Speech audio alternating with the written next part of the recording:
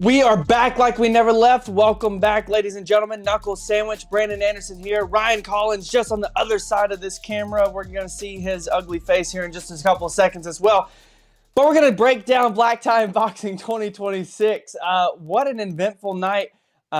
We've got so much to talk about. Some controversial decisions, some nice knockouts, illegal blows. I mean, just about everything that you could have expected pretty much happened. So it was a wonderful night. I believe the Star Center raised about $250,000 as well, too, which is insane.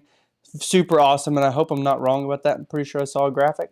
But if you're here, make sure to hit the like button. Make sure to comment down below who your favorite fight of Black Tie Boxing 2026 was. Ask any questions that you got. We'd love to answer them as we're going along through these fights. But without further ado, let's bring in Red Hot himself, Ryan Collins, my man, my boy. What's happening, homie? What's up, man? We were just bantering off camera, and yeah, fun stuff. It's the funnest parts of the stream is the before stream. Honestly, and the hard part is because every time I interview someone, they will like be super talkative before, and then I'm like, all right, now just do the same thing when we go on camera. And we go on camera, and sometimes they like die down. I'm like, no, act as if you're not live, and say whatever you want, within reason. We're monetized now, so. Okay, thanks, Lawton. Lawton's talking in my ear, so I had to stop and listen for a second. But, man, Black Tie Boxing 2026, Ryan, I wasn't there this year, but, obviously you got to match the card. How was the atmosphere? How was the event? How was the venue? I know it ended up moving to the fairgrounds and all that stuff, but seemed like the production was still pretty high class. Man, I might have liked it even more than the Civic Center just because we've been doing shows there and getting to see – kind of how you can fancy up that environment, which, we started at the brewery, and I like that small area, packed in there real tight. Everything's loud. The fans are loud. The music's louder. I don't know. I liked it. It was different, but the main thing was, like you said, Star Center raised like $230-something thousand. Yeah.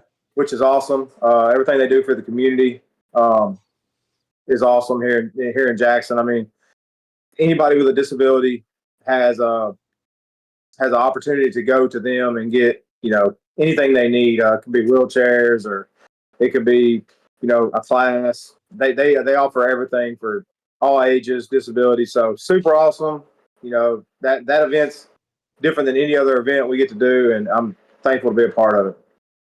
I always hope that after Black Tie, we take some things away from the production side or the look of things and like bring it over to Hub Cities. The big screen in the middle of the walkout, dude, killer. If somebody could donate about $100,000, we can get the screen. All right, let's start a GoFundMe right now. During the stream, everybody donate. All your membership money goes towards a big screen for Hub City Fight Night 12 in June 27th. Not to get too far ahead. But, Black Tie Boxing 2026, if you would have told me the over-under for split decisions was 4 and over we would hit, I would think that you were lying. 5 split decisions on the night.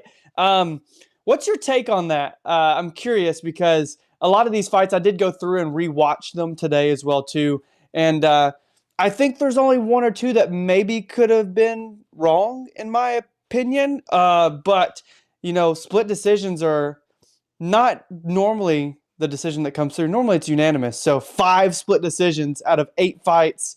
How crazy is that? Hey, that's good matchmaking, man. That's what that is. But no, yeah. So that's the thing, man. Amateur fights are you leave it all out there. You don't want to go to the judges because there is a chance. Almost every split decision that night, I think you could argue. I don't think there was just like a mind-blowing one. Now, there are some that I probably disagree with a little bit, but that's not to argue one. Everybody watches the fight different, and a lot of times when you go back and watch it, you see something different. So that JA fight, I went back and watched the JA fight from last time, and I thought the guy that I was cornering, Chance, during the fight, I was like, man, Chance he lost that. But I went back and watched it, and I changed my mind. I think he won round 1. I think he won round 2. They counted a knockdown in round 3 for some reason. So I see the draw. But in the moment, it's hard. You do have to go back and watch some of those fights. and see exactly why they scored the way they did. So Yeah. Well, I guess starting just at the beginning of the card is the easiest way to start working our way through this. And Kelton Dial, Elijah Likes, 160 catch weight, two guys that were both looking to get the first W, kind of knock the blemishes off, those kind of things. And, you know, a back and forth, maybe not super. You know, you always say that you want to start the card off with a bang, and this one didn't necessarily start it off with a bang, but we got to see a lot of like experienced jujitsu with good scrambles and some submission attempts and things like that. So I mean, there wasn't a knockout, there wasn't a bunch of punches flying, but you know, Kelton Dial gets the W and now is 1-3, and you could tell he was really excited to finally get the win on the belt as well. yeah, I was excited for him when I seen how excited he was. Jiu-jitsu match, it had some people excited. You know, all the fighters in the room. Yeah. They were actually, there was a few people talking about it. They're like, man, I was excited to see some guys actually, because they were throwing up submissions. They wasn't just laying on top of each other, you know, grinding it out. They were throwing up submissions. It wasn't boring. It was back and forth, some sweeps. It was a great fight to start the night off. Not like the last one we had at Hub City with the crazy knockout. Yeah, I don't think we beat that one, but yeah, it was a good fight. It was a good fight. Well, Ryan just texted me and said, got to go make a call. So I'm going to do this solo for just a second while Ryan goes and makes his call. So thanks for your input, Ryan. But I'll be right back. Yeah, peace out. All right, whatever. I'm going to keep moving forward, ladies and gentlemen. I'm not waiting on this guy all night. Yeah, no, I mean, so to talk about what he's talking about, Fight Night 11, Barack Muhammad, knockout over Ethan Wincoop, started the night out. Shout out to Barack, just won a title over at SFC as well, too. That kid's going to go many, many places and is a force to be reckoned with at 155. I'm sure we'd love to have him back and with a potential title on that as well, too. But back to Black Tie 2026, the second fight of the night, Stoner versus Idowu. We're about to blow your mind with some visual overlays and effects and things, ladies and gentlemen. Lawton, if you can bring up the second fight of the night real fast, that would be Colton Stoner and Christian Idowu. What a crazy events happened, and we can kind of skip forward, Lawton, if you don't mind, just to like when they're on the ground, because big striking exchanges back and forth from both of them, and from there, you know, Stoner gets the takedown, a big dump there, and Ryan's already back, thank goodness. And we're talking about Stoner versus Idowu here, and you see the rear naked choke super deep in as well too. I thought this was going to be a tap right off the bat, like 30 seconds into the fight. I know. I was sitting there hoping he wasn't going to tap. I wanted to see it keep going. Well, we got to, and Lawton, if you want to scroll forward just a tad bit more. We get to see him fight the hands a little bit. We get to see him keep going through. Finally, he's able to turn into his guard and is eventually able to land some shots and get up to the feet. And once he got up to the feet, I think his brain went a little black and forgot what the rules were, because a big soccer kick to the head into this one in a DQ. I mean, this one had a potential fight of the night written all over it, just the way that it all started as well, though. Oh, definitely. It was the way this fight started out on the feet was crazy, man. It was exciting already, and this is the first time I've ever seen the soccer kick to the face, I think, in person. I mean, man. There we go. Ooh. That looked like shin too. That didn't look like foot. Yeah.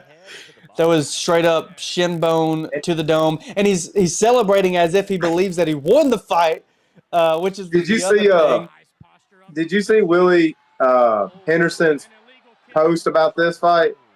I think so. He was kind of like memeing it a little bit, I believe. Yeah, right? He was like laughing. He's like, bro thought he won. You got to go back and watch it. I guess they probably go to the same gym, maybe. They do, yeah. They're both at Wolves Den, yeah. But I mean, I thought that Travis handled this whole shenanigans pretty well, and you know, for his first time reffing over at Jackson Hub City Black Tie, he did a really well job as well too.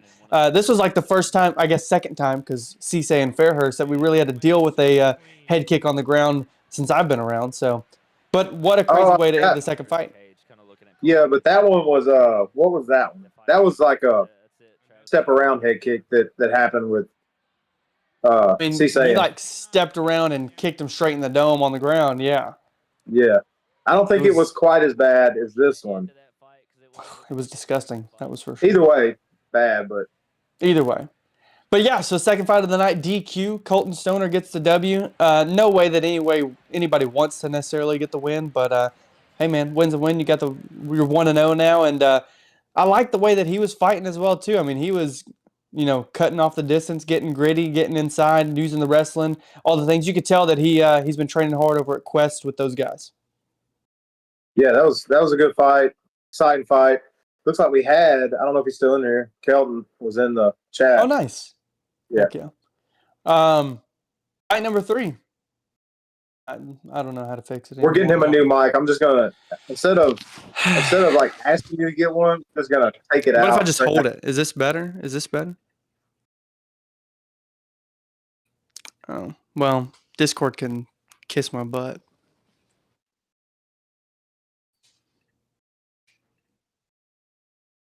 Yep. Maybe. Sounds better. This one too. Oh. It'll be good for like a minute. Watch. Yeah. Sorry, fans and friends. I don't know if we really have fans yet. Pretty close. And the next fight we're going to talk about is Brandon versus Mike. Jesus Christ. Brandon versus clipping his mic on his shirt. Jeez, bro. Round 3, here we go. Kickboxing match. Shahbazyan and Mackie. Pretty darn good fight. Back and forth. A lot of spinning body kicks from both guys that I noticed. But man, I mean, this one was... I love the Razor's Edge guys. They always come to fight, man. And Jamie always tells me that every time he sends me any names. He's like, look, they may be 1-0. They may be 0-2. We come to fight. And every time they deliver. Yeah, that gym. And they're so easy to work with, man. So in the back, so polite. Just... super nice guys, and this was one of the close. Was this a split decision as well? Every decision was a split. So this was one of the ones that I don't think like it could. You could choose either way on this one. You could go either way. Shahbazyan was surprised that he didn't get the nod. I remember his reaction at the end of the fight as well. Whenever they said Caleb's name. And I think I had texted you. I was like, man, I really want to see Najib back, but in MMA at 135. Because you could tell, like, he's not necessarily a kickboxer. This was not like his style of fight for sure. Well, he was the one landing the spinning kicks at the beginning and probably the bigger shots. Yeah, I think Mackie ended each round with big flurries that kind of tired him out a little, tired Najib out a little bit, it seemed like. He was wearing the body shots a little bit more. But I mean, Mackie's ability to, you just saw like his little switch step there, but like his ability to switch stances, switch his angles, all of that stuff. I mean, that was nice. Yeah. But yeah, I mean, both of them had. Do what? Or the jumping push kick. Yeah. But yeah, both of them. I mean, and I feel like whenever it's an MMA fighter doing a kickboxing match, like how much are you like coaching in the corner versus how much are you just kind of letting them do their thing? You know what I mean? I don't know. Yeah, well, there's so much more going on. You got more time in the MMA when they're wrestling against the cage and stuff.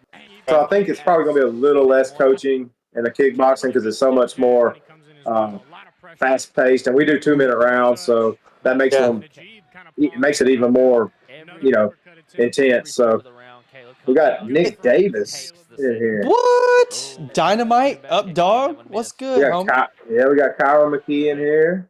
What's up? Yes, sir. His favorite event so far. Let's go. He's fought for some big ones, man. He's fought for big ones. Cage of Honor, Cage Titans. That means a lot. That means a ton. So we appreciate you, boy, and we'll get to your fight here soon. So just hang around and chill out. You look like you got something on your mind, Ryan. No. I was sitting there watching. I'm behind on the. I'm watching it live, and so I was a little man. On YouTube. I was still watching that fight, the kickboxing fight.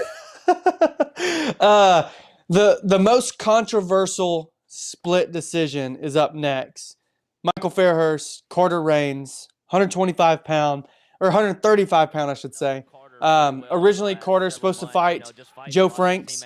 Joe pulls out on Thursday with, what did he tell me? Something with his knee. I don't remember. He had messaged me and said his knee had pretty much blown out. He couldn't really do any contact for at least 7 days before he saw the orthopedic. So hope he heals up pretty well. And I call Carter, and I'm like, hey man, look, Joe's out. I know you still want to fight. Realistically, getting you an MMA match is going to be a little bit harder unless we go up a weight class. I said, or I can get you a kickboxing match, but coming all the way to Georgia, from Georgia, just for a kickboxing match isn't ideal for most people. So, weighing like 131, he's like, dude, I'll take a 135. And what's funny is, right after I matched him with Joe, he had said, after I finish Joe, I want to fight Fairhurst. I want to shut him up. You know, he's always talking on the social media and all those things. He's like, I really just want to like go out there and be the one to stop him. And so when I called Carter, I was like, hey, I know you said you want Fairhurst. He's going to be the first person I message. He's like, dude, yes. Whatever weight class, doesn't matter. Yes. So funny enough, Fairhurst fought the weekend before in a boxing match. And so he was already a little bit, you know, in shape and had been training and was just active. And so it all worked out. And Fairhurst steps in on like a 2-day notice pretty much and put on one heck of a performance. I mean, the grappling from Fairhurst in round 1, round 3 for sure was very impressive and really, in my opinion, was enough to win the fight. I think, you know, round 1 went to Fairhurst because Reigns was in a triangle or an armbar for at least like 2.5 minutes. There was no real damage in round 1. Round 2, the knockdown. At first, I was wondering if this was like a lispy boy, like fake a knockdown to get it to the ground. Turns out it was not. Austin Little messaged Lispy and asked him, and Lispy was like, no, he almost put my lights out, dude. He was like, I was just about out in round 2 with that knockdown. Which what was the knockout off of? Lawton. I missed it. Let's see if Lawton can find it. This is round 3, I believe. Okay, scroll back just a hair. It would be the very beginning of round 2. Yeah, I think so. That was it right there. Yeah, right here. Fairhurst they start to strike. more control time. So yeah, 100%. I mean, the damage along the way, though, that right there, I was like, oh, I don't, because it didn't look like the right hand really connected on the chin or anything. But I mean, Fairhurst was like, no, dude, I was seeing. Well, you know how it's not a fake knockdown, because a fake knockdown you're gonna get him right back in guard, and you could tell Fairhurst was still kind of confused a little bit. Yeah. Watch it. He'll just throw his legs to the side, and so. Yeah. I will say the ground and pound from Carter was probably one of the things that the judges also saw in this fight, because I always think back to Anthony Maness, damage, duration, with the most being damage is what they're kind of like judging on necessarily. And I would say that he probably landed the more damaging strikes because there wasn't much strikes coming from Fairhurst at all. This is one of those ones where I'm like, well, even if there's not a lot of damage, does the duration of cage control time and control time on the ground, does that outweigh anything? I mean, I don't know. What's your opinion on all of that? Yeah. Well, control time, he's a trip. I also think of the demeanor, dude. I also think of the demeanor at the end of the fight, too, because you saw Carter sitting in the corner and Liz was just sitting here dancing. And I will say that Carter, even whenever they got up from round 3, did not look like he thought he won the fight either. I will always want to have him on just because of this, man. Yeah, man, this is the one. If you're gonna argue, you could. I would have to go back and watch before I, 100% say I'm going Fairhurst. But I know in the moment I was surprised a little bit.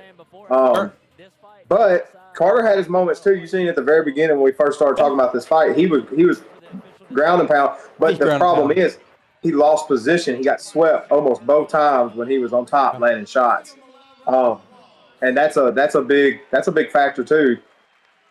But I just don't think I don't think he spent enough time in the dominant positions, and I think that's why I would give Fairhurst the edge on that. And that's the thing. Like, when I first watched it live, I was like, oh, I don't know. I rewatched it today, like just a couple hours ago, and I was like, I can see it going either way.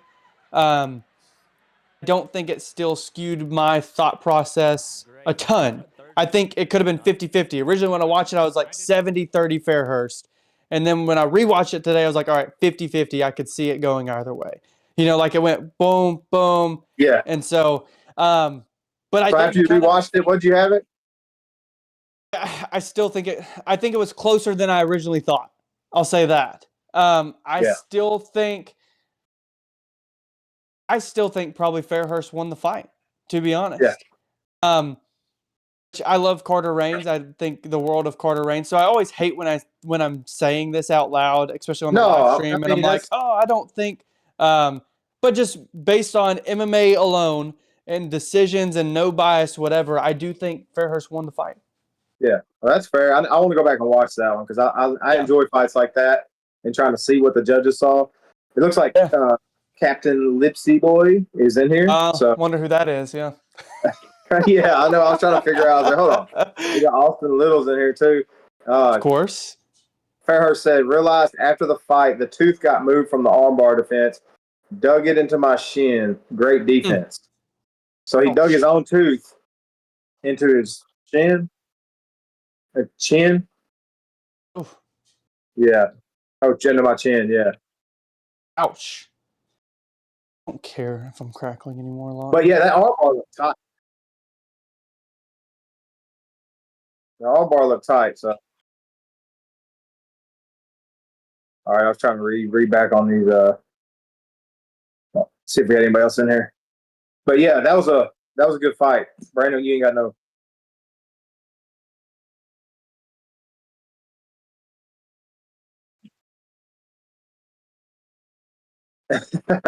Well, I'll carry the conversation while Brandon he's going into a split decision with his mic. But yeah, so who else? We got Carter's in here too. Run it back in June. Hey, I would love to. Now I will say though, I messaged Lispy right after, and I told him that we could rebook it. Lispy's probably is banking on going pro before our next show. And so Carter, I've already been thinking ahead.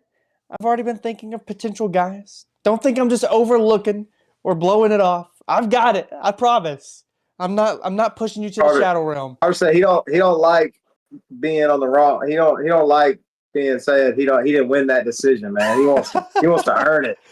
Hey, I love that. And you know what I did love about even just that fight in general, in the whole process of getting it booked.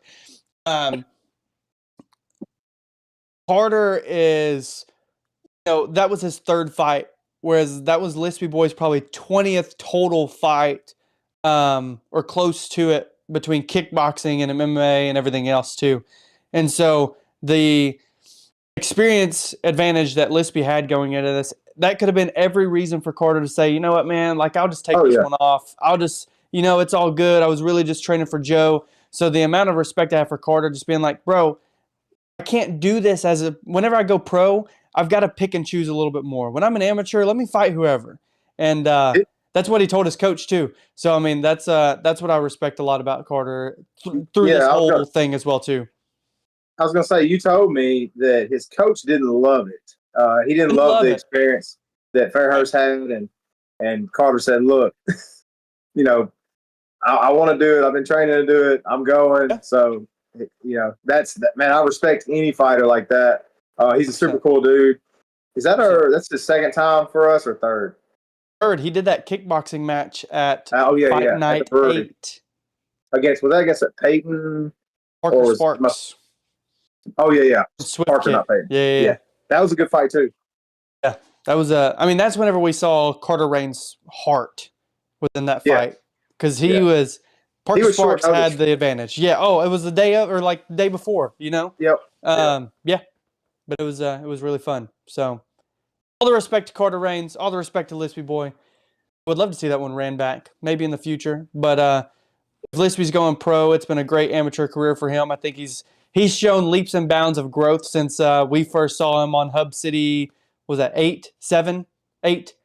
Yeah, Hub City 8 when he fought Trevor Grice, and then he's won 3 of his last 4 since then. So I mean, he's looked really good, and I hope that he has a really great career. And I've got some things in mind for Carter Reigns in the future as well too at Hub City. So yeah, it's all looking bright for both of these guys. Yeah, we owe Fairhurst a pro fight eventually. So he's fought for us enough. And he's just so fun to watch, man. I could watch that dude fight. His walkout, I didn't realize he was just like The doing thing, like, yeah. that was the highlight of that for sure. Because I was like, oh, that's really cool, and then I saw his, and he's like doing I that didn't stuff. I'm realize like, it oh, until he that's posted. hilarious. It's hilarious. The fifth fight of the night, Alexander Wynn, Tony Jackson, 185. I love the amount of big guys we were able to get on this card. We had a 185 fight, a 205 fight, a heavyweight fight. Normally, you know, we're stacked with 145, 135, 155. So it was nice to see the big boys go at it. And I forgot that in this fight, Alexander got knocked down twice in the first round by Tony. And I was like, oh, that completely like erased from my mind until I Look at rewatched it this. again. All right, you already got 2 sweeps in 10 That's what I'm seconds. saying. Yeah. And again, the kind of like experience advantage that Tony had, 2-3 versus a 1-0 Alexander Wynn. And Alexander works on like a riverboat, so he's gone for like months at a time, and then comes in, trains, and then leaves again. But Tony swinging for the fences every time he throws anything with his hands. It seemed like. So I know you weren't there, but the weigh-ins, and he looked like he caught him with something right there, like a backwards elbow on accident. Gets But him Tony, here, I think. oh Boom. yeah, that was almost a forearm. But he looks like he still got his composure. But Yeah. so the weigh-ins, Tony looked drained, man. I know he had trouble cutting the weight, and then even fight day, I went back there and talked to him a few times to remind him to go see the doctor or whatnot. And he just maybe he was just zoned in or whatever, but he looked like almost zoned out. So I don't know if the weight cut affected him during the fight because he looked good. Sure. Yeah. I don't know. I know that's kind of like his demeanor though as well too. Like he seems just like a super chill, lackadaisical type of guy that just is like, you know, caution to the wind, kind of just whatever, go with the flow type of deal. Every time I've watched his fights, that's what he kind of seems. He just kind of comes out here. He's like, oh, whatever, you know, and then ends up winning or losing, but still puts on a show every time. And Lawton, we can fast forward to the second round if you'd like. Let's see Alex's knockout. I seen him. I finally seen him smile when we brought him back into the cage to give him. There you go. Fight of the night. Oh yeah, this was fight of the night right here. Yeah, I mean these two guys definitely put on a show. Alex, the whole time, like filling out all the forms and everything, was just talking about I want to show my unorthodox striking, and then Tony's striking was very unorthodox, and I was like, oh, you know, it's kind of interesting these two guys together, just how it all kind of played out, I guess. But here soon, Alex finally is able to, right here, starts to put together some combinations, uppercuts, and then coming up, like literally in just a couple seconds, Tony starts to push forward, catch, boom, and folds him, and finishes the fight KO. I mean, that's got to feel good. I've never knocked somebody out, but I'm assuming it feels pretty good. Yeah, when you see him kind of fold like that. Yeah. Good stoppage too by. Oh, definitely. Because Tony was. I mean, you can see him. Tony's done. Yeah, he wasn't ready to defend himself. And there was so the reason I gave this one fight of the night. Well, for one, we got to give it earlier in the night because we can't wait till the very, very end of the night. So sure, yeah. We missed, which is always weird. Which is always weird. I know, but you don't really get to give anybody recognition if you wait till the end because nobody's sticking around, right? After the main event does their interviews, nobody's sticking around. So that's the reason for that. But because you could give it to Fairhurst and Reigns, a back and forth split decision fight. But this one had 2 knockdowns or 3 knockdowns, a knockout, some sweeps. So I thought this made for a good fight of the night. Looks like he's about to throw up. It was all over the place for sure, and I mean, 185. It doesn't seem like it's a super stacked division in the Hub City world necessarily. I mean, I feel like it's kind of hard to find some 85ers, but Wynn put on a good show. I'd like to have him back again and see what else he can do, see what else he can put together, and give him a little bit more of a test. We were supposed to have a 185 title fight on this card. Josh Ward got picked up to fight on LFA here in Clarksville in just a few weeks. So congrats to him and hope that goes well for him. Hope everything's in his favor if need be. I don't know what I was trying to say there, but yeah, hope he does well is what I'm trying to say. I love seeing guys that have competed for Hub City or Black Tie I love seeing them on the big stage, especially getting on that big stage and showing out. You know, that makes all the regional promotions that they fought for even more legit, in my opinion. Yeah. That means that they're not just getting on there because of their record. You know, Yeah. that's also a problem nowadays. You got some gyms, they're only picking fights they can win. Yeah. I ain't naming no names, but Well, there's the next fight. I guess it's a good segue into the next fight because we had two gyms that ran by UFC veterans. You've got Nashville MMA, Dustin Ortiz, ATT Lima, Diego Lima, and the two titans, the heavyweights coming in. I didn't realize we made history with this fight, first ever black tie heavyweight fight. That was pretty cool to hear. But yeah, dude, these two guys, massive human beings. And I was so excited for this fight. After the weigh-in, seeing how big they both were. yeah. I knew somebody was going to sleep, man. Yeah, and so and that's what I told Dakota. We interviewed him, last week, and I went to high school with him 10 years ago, which is crazy to say and how full circle that is. But we didn't necessarily grow up together, so seeing him be in MMA was a little confusing because I was like, "Whoa, interesting!" Like I never would have thought necessarily you would be doing MMA, but you can see that shot right there. Caught the kick, left hand, rocked him, and he pursued forward, caught that left hook, and some people in the chat were like early stoppage, but when you go back and rewatch that real quick, Lawton, when he falls a second time and face plants a second time, you're like, no, that's long enough, especially in an amateur fight. So body kick, boom, left hand, stumbles a little bit, trying to catch his feet. So Dakota pursues forward. Flurry of punches, his left hook lands. Then he gets on top, lands a couple behind him, boom, boom. And then Barron's down, and I mean a good stoppage by Tyler Barton right there. I think you could do one more punch, one or two more punches. Fair, but now, I mean Barron coming in 2-0 with a key lock and a TKO win. So I mean I knew that he was well rounded. I knew how explosive Dakota was just because of his background in rugby and his strength in arm wrestling. He was like a ranked top 15 in the nation in arm wrestling. I knew how strong and how fast and explosive he was. So I wanted to try and find somebody that could also be that as well. And Barron is that. He's very strong. But Dakota came out and, I mean, looked like a freaking middleweight with his movement. His footwork, his head movement, everything was crisp. Yeah, I just seen a video of him, Dakota hitting mitts, maybe today or yesterday. And that dude, he like you said, he moves like, 205, 185. Yeah. It's kind of wild. And it's the cool thing about the heavyweights to me is these guys, both of these guys, 3 more fights, you can see them in the UFC. Like 4 more fights, they go pro at 4 fights in as a heavyweight, right? Yeah. The talent pool is just smaller. Especially guys like these kind of heavyweights. Most heavyweights you don't see or don't look like these guys. They're heavy set, big dudes. Bigger guys, yeah. I mean that's the majority of heavyweights. Yeah. These guys, I think both of these guys, if they continue on the path that they are both on, you'll probably see them both in the UFC because they at least get their shot, because like I said, there's not a whole lot of heavyweights to pull from, especially guys of this caliber. So I know Dakota's 28. He kind of gave us his 2026 outline. He's going to fight again in March, fight for Hub City in June, probably fight 1 or 2 more times. So try to get 3 to 4 more fights in this year. Go pro by 2026. Get 4 pro fights in go pro by 2027. 4 pro fights in 2027, and hopefully by 2028 he's on the Contender Series is what his goal is. He only started training 9-10 months ago. Dang, man. Well, that's cool. He's already got his whole vision, whole plan laid out. Yep.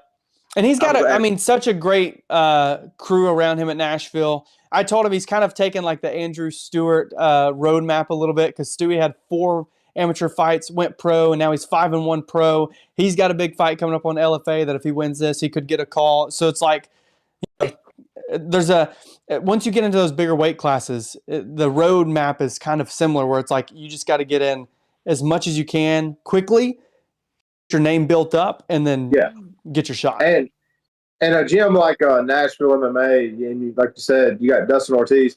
He's not gonna you don't have to worry about how many fights you got as an amateur. He's not gonna let you go pro if you're not ready to go pro. So he could probably tell him, one more fight you could go pro and do good at professional heavyweight. So. Well, and Baron as well too, just to give him a little bit of props, came in with no corner whatsoever. He drove all the way from Georgia with no corner because his corner, I think he said his daughter had a violin recital he couldn't miss, and so he's like, well, I already agreed to the fight, so I'm still going to go. So shout out to Yona Yisrael for cornering the man, and I mean, for him to drive all the way up from Georgia just to fight and with no team around him, shout out to that guy as well too. He's going to be a beast. Yeah, no, like you said, he was already 2-0 coming in. He comes from an amazing gym with amazing jiu-jitsu. I thought he would be shooting pretty quick. I didn't think he would stand as long as he did. I didn't ever really see a takedown attempt. I mean, he may have reached for the legs a little bit when he got rocked once, or a clinch at least. Yeah. But other than that, you didn't see. I thought, maybe he would have a wrestling shot straight out the bat. But no, he come in there to stand and bang with Dakota. And sometimes when you got a guy standing across from you that looks like that, that's going to happen. Well, we already have some plans for Dakota as well, too. So, I'm excited about the future of Hub City fights. It seems like there's a lot of great prospects rolling through right now, and the Hub City just knocked my camera. The Hub City name is kind of growing as well too, which seems nice. And people are like, "Hey, I want on the card." That ATT Lima, for instance, like all the way down in Georgia, where they're like, "Yeah, like I want to come all the way down over there to fight." It's pretty cool. Yeah, it's exciting to see new gyms coming in and giving us a shot. I know it's hard to trust promoters that you've never worked with before. Back from when I was fighting, I always wanted to fight for the same people that I knew they treated me well. So, just so everybody knows, fighters first, Hub City. We making sure we treat them right. True, it's true. I got to switch my camera audio or my thing. Hang on. I think I may just need to get a new something. But co-main event, a kickboxing title. We're normally not super fond of kickboxing titles. We normally don't try to book them. This one delivered, though. This one was a lot of fun, a lot of back and forth. They both agreed to the no headgear. It made it very entertaining, and both just – we know how Taylor fights because we've seen him fight before at our last Hub City show where he's just constantly forward all the time. Devin definitely came in and did the same thing. He'd get popped and come right back in and deliver one of his own too. So a nice back and forth fight, another split decision. Devin really surprised me. First time ever really watching him fight. Taylor, he didn't surprise me because I knew from watching him against Bailey exactly how he was going to fight. And dude, he's already had, just from one fight in Jackson, already had a few people remember him and bring up his name. So that shows you how quick, when you fight like this, people want to see you, man. So this was a close fight too. It was a close split. I think that one thing I've noticed of Taylor is his conditioning, because he's so volume heavy and so forward pressure, that by the end of round 2, he starts to die down a little bit, and his gas tank starts to trickle. And Devin started to kind of use that to his advantage towards the end of round 2 into round 3, but I think that there was so much done already on Taylor's end that it didn't necessarily matter, and that he was able to pull it out. This one, for me, this one, like I said, without rewatching, this was a hard one because Devin was landing some shots. Like he was, every time Taylor gets ready to throw, he's throwing something out there, but it's not landing with the intent that one did. But most of them aren't landing with the intent that Taylor's throwing. So, and that's what I like about the no headgear too, because with headgear, like it kind of blocks the blow a little bit more. You don't see as much of the head snapping back. So, I mean, they're landing like the same strikes that Mackie and Najib are landing. You can actually just see the damage that's actually happening because of the lack of headgear and because of the two styles. That was a good left hand. Yeah, man, this probably would have been my fight of the night had I waited. Sure, and I know that both of the guys were kind of expecting a 5-rounder too. I wouldn't have been mad if this went 5 rounds as well. I'm so on the fence about that. I don't think until you get paid, you shouldn't be fighting 5 rounds. That's a That's good just right my hand. personal opinion. Save that kind of damage in long rounds for the pros when you're getting paid. But don't get me wrong, if they would have asked and I could have pulled it off right then, I would say, yeah, let's do 2 more. Yeah, why not? Well, that's what Taylor at the end. I remember him saying, like, I've never had a title fight that's 3 rounds. I'm like, hey, man, you're welcome, I guess. I don't know. Devin messaged me. What did he say? He hurt. Let me see what he said. My foot gave out on me during the fight. I couldn't do much footwork. I could have definitely got the KO. No more decisions in the future. I like him in MMA as well, too. He's 3-0 in MMA. And I know that I was told the other day that he may have a title shot coming up soon at another promotion that we're friends with. But I like his style, and the thing that he wanted a boxing or a kickboxing match because he's been boxing for like 12 years, he said. But every time he fights, everybody just takes him down. And he's like, man, I really just want to stand and throw hands and see what I can do. And so I know that he was really looking forward to a fight like this, but I'm sure he's also looking forward to just to getting back to MMA and trying to build up on that undefeated record he's got too. Out of all the fighters, out of everybody that night, he surprised me the most, which maybe just because I haven't really watched him much. But Taylor's just so hard to fight. It's so hard to fight somebody that's forward pressure, takes a hit, still moving forward. Those kind of guys are so hard to fight, and most of the time, you see those guys come out on top in a big way. So, yeah, Devin really surprised me with how he just took the punches and stayed in the pocket. And we know how hard it is to put Taylor away because Seth Thompson Bailey landed I don't know how many teep kicks up the front, and he just kept coming forward, and it was just insane at that last fight too. But Taylor gets the nod. I already had somebody message me just a couple days after the fight. It was like, if you need somebody to take Taylor off the throne, let me know. I don't remember who it was. I'd have to go pull it up and see. But so we may have to throw another kickboxing match onto a Hub City card potentially, because this guy, I looked at his resume or his bio or something, and he was an undefeated kickboxer. So it might be a little fun matchup. I'd have to go see who he was. I don't remember. I'll tell you what. Let's if they're from Jamie Judkins, Razor's Edge, we will do a kickboxing. Yeah, there you go. I love it. We had Dakota in here. I don't know if he's still in here, but he said, great promotion. I'll fight for Hub City anytime. Nice. So let's go. Hopefully we can find that guy a fight. I hope so in June, because I know, like I've told you before, he will pack the whole house himself, and we'll have to get a second building for the rest of the fans that aren't Dakota Ballard fans. So, dude, he's exciting. Yeah, he's an exciting fighter, and he's great on the mic.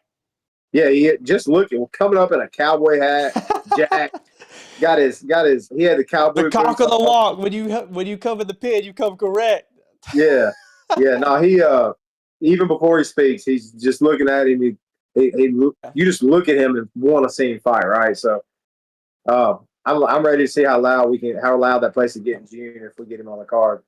Definitely. Well, the main event definitely delivered. 2-week out replacement. Ronaldo Hernandez steps in for Carrington Johnson, and you knew about Ronaldo. I've heard the mythical stories about Ronaldo, about how tough the guy is, and he showed it.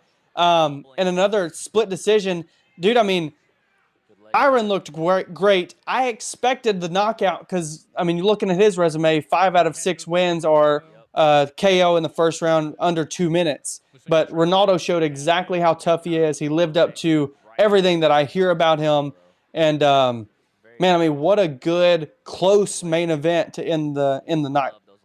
Oh, dude, Kyron came out with that length he has. Right there. Like, I just thought it was going to end early. And the leg kicks.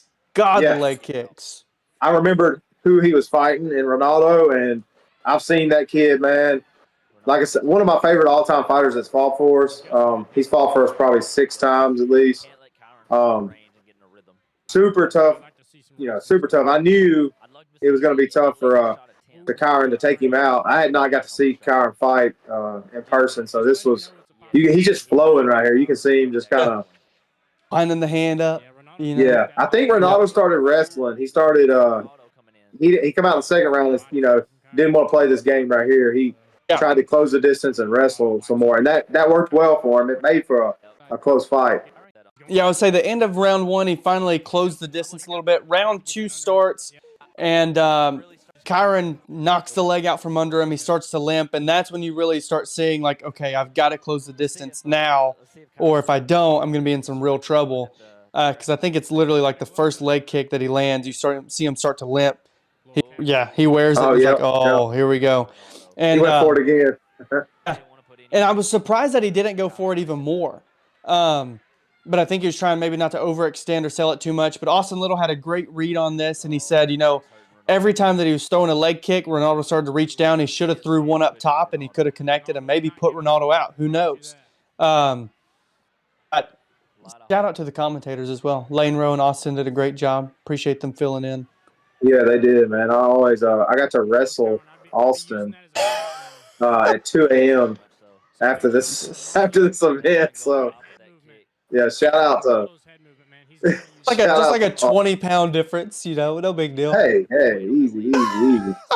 One weight class difference. But the fight, incredible. Kyron, I would expect him to go pro at some point. I know this was probably one of his tougher fights that he's had to like deal with the wrestling, because his 2 losses were by submission. So you kind of know that the wrestling maybe was an issue for him back in those. He was able to really dig the underhook, really defend some of the takedowns. But, I mean, the wrestling just in general, and even, Lawton, if we scroll forward a little bit, I think maybe halfway through the round, there's a point where Kyron gets up and, like, kind of just walks away. It's going to be around here somewhere. But he gets up. Ronaldo took him down. He gets up off the ground. He starts to walk away. Ronaldo is right back on pressure, right onto him, up against the cage again. And you can tell, like, that's something that Ronaldo trains. Is like, hey, immediate reaction right back to him. We're staying on him, because you could tell that the gas tank of Ronaldo was good. Like, he could have went 5 rounds as well too. Yeah, this guy, Ronaldo's just a wrestler too at heart. You can just tell, like you said, relentless. That's how you know when they're a true wrestler. They'll shoot, and if they don't get it, they're going to shoot again, just back to back to back. And I mean, he's been trying the amount of cardio, what we've watched in this last 20 seconds. Oh my gosh, yeah. So I think it's here. He gets up here, and then Ronaldo is literally, boom, he just kind of walks away, turns around, Ronaldo's right back on him, boom, right here again. You know that you don't like that feeling. As a fighter, you're like, so Kyron's like, dang it, bro. Give me some space, man. But he's got his underhook.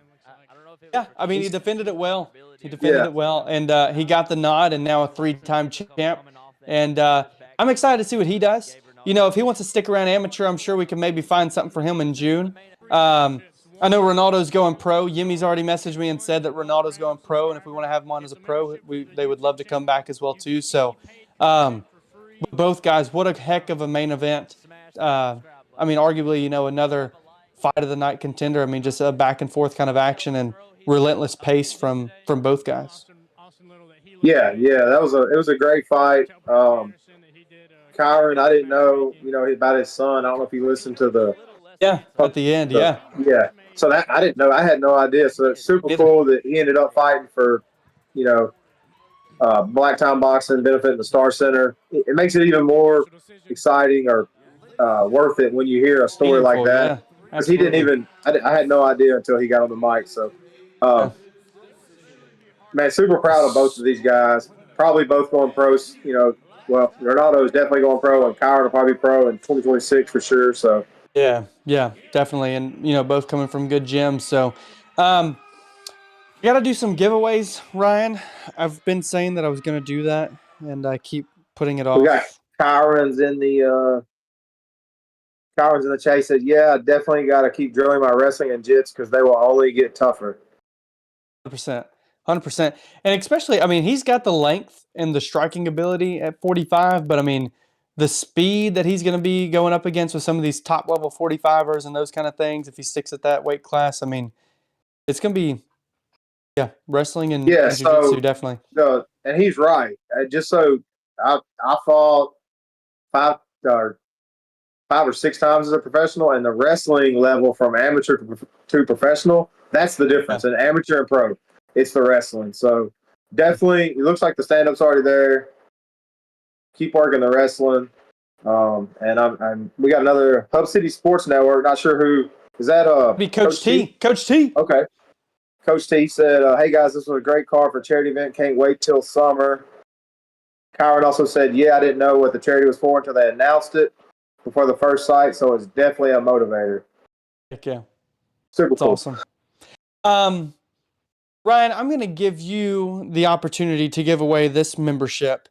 And a membership on Knuckle Sandwich, basically what it does is any pay-per-views that we run for the whole rest of the year, so including Fight Night 12 and 13 for Hub City, you'll get to watch those for free on YouTube. I'm giving away 2 memberships. Yeah.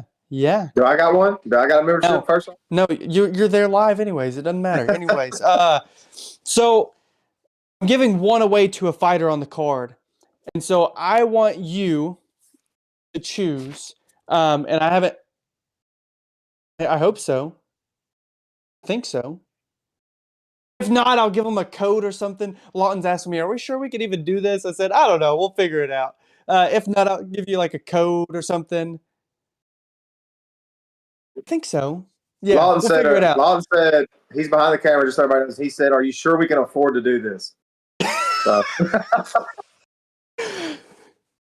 Yeah, so I mean, we'll figure it out. I mean, even if like I just send you the link and you get to watch it for free each time or something, I don't know. I could be making stuff up. Yeah, hey, or maybe I'll just send you a $30 Visa gift card. One more before we start this. I got to say this one because Coach T said, "Hate that you couldn't make the show Saturday. Ryan did a great job." Great job at what, Coach? He didn't do anything. He didn't do a single thing, Coach. What are you talking about? So I got to pick somebody. Do what? Did you do the radio show with Coach T? Yeah, I did, man. I told him. Maybe that's what he's talking about. Oh, yeah. Who knows? I know how you are at the fights. You know, I don't get to sit down. What do you mean? You know? Yeah, but I want you to pick the fighter that had the biggest impact on the crowd that night. Ooh, biggest impact on the crowd. Yeah.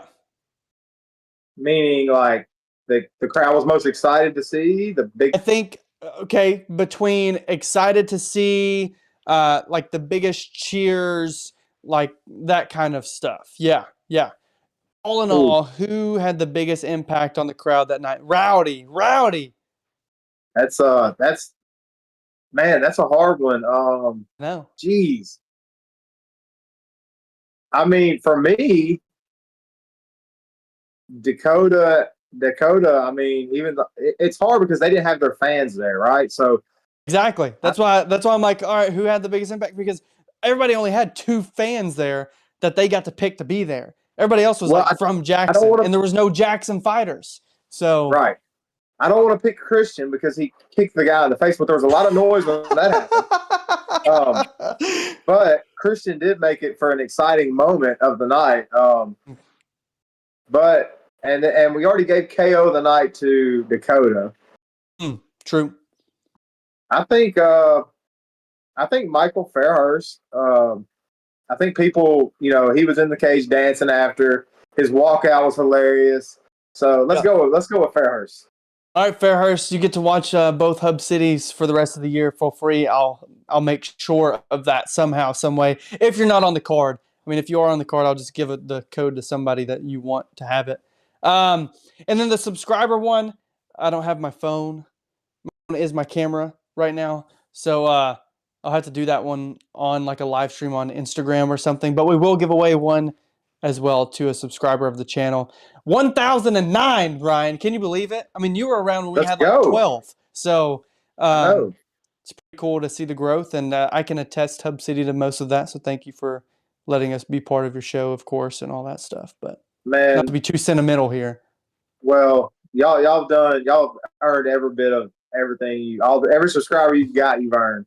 Y'all put a lot of work. You and Lawton both. Lawton's never on camera, but y'all put a lot of work into the fighters in this region, not just Hub City fighters. If you're going to all these promotions, doing all these interviews, and one day all that promotional thing, all that promotional media for the fighters, that's good. They're going to use that if they're smart, and that's how they're going to get their tape to get to the UFC. So y'all are doing something bigger than you probably realize.